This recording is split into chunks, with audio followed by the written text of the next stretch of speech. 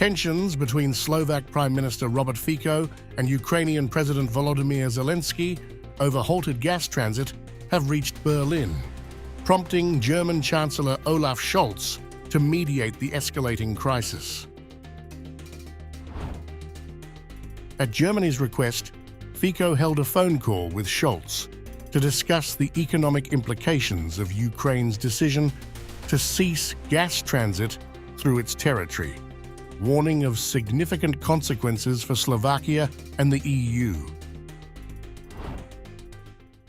Without publishing the statements of Olaf Scholz, I repeated the principled positions of the Slovak government to the federal office. Zelensky's decision to stop gas transit through Ukraine significantly damages Slovakia and causes billions of damages to the entire European Union.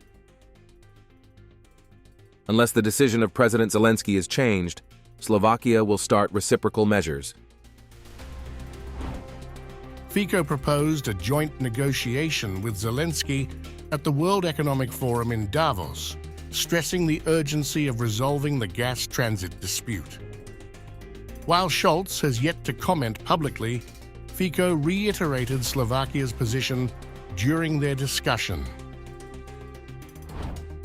I also informed the German Chancellor that for several days we have been proposing that a joint negotiation with Zelensky take place on Tuesday evening in Davos at the World Economic Forum, where we will both be present. Except for a childish invitation to Kyiv, Zelensky has not yet responded to this offer.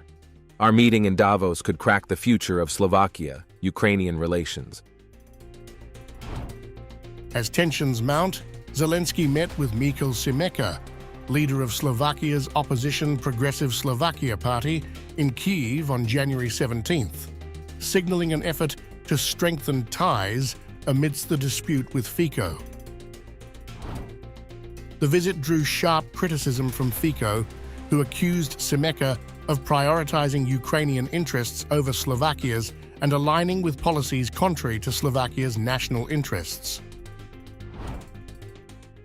The party visit to PS in Kyiv confirms that they blindly and non-critically stand on the Ukrainian side and prefer Ukrainian interests over Slovak ones. PS officials somehow forgot to add in their reports from Kyiv that in case of grasping government power, they promised President Zelensky to support Ukraine's membership in NATO and the presence of Slovak soldiers on the territory of Ukraine as parts of Western armed forces aimed against Russia. Both are in total contradiction with the national state interests of Slovakia.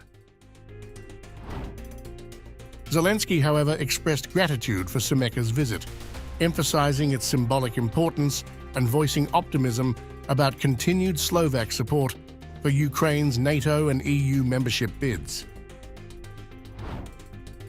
Back in Slovakia, Fico faces growing domestic pressure as pro-Western opposition parties, including Progressive Slovakia and Freedom and Solidarity, announced plans for a no-confidence vote, citing his alleged mismanagement of domestic and foreign affairs. Šimečka criticized Fico's perceived pro-Russian stance, referencing his visit to Moscow and alignment with Russian President Vladimir Putin as evidence of abandoning Slovakia's pro-European identity.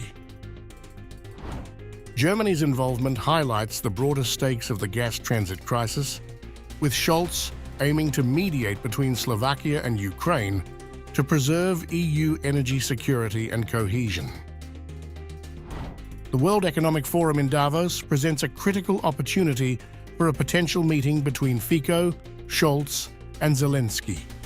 The outcome could determine the trajectory of Slovak-Ukrainian relations, Slovakia's economic stability, and its standing within the European community.